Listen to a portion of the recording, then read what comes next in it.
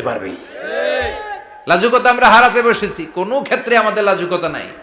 বিশ্বনবী এত লাজুক ছিলেন, হালিমাতুস সাদিয়া বলে 5 বছর কুরাইশি মুহাম্মদকে আমি লালন পালন করলাম, একদিনও কাঁদতে দেখি নাই। ক্ষুধা লাগলেও কাঁদে না, ব্যথা পেলেও কাঁদে না, শুধু লজ্জাস্থানের জায়গা থেকে কাপড় সরে গেলে মুহাম্মদ চিৎকার দিয়ে ওঠে।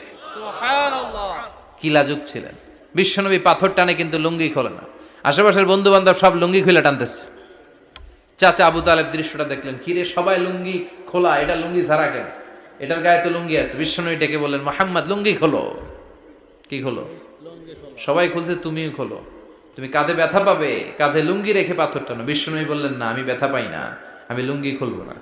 চাচা বললো, আরে ছোট মানুষ, সমস্যা নাই, খোলো।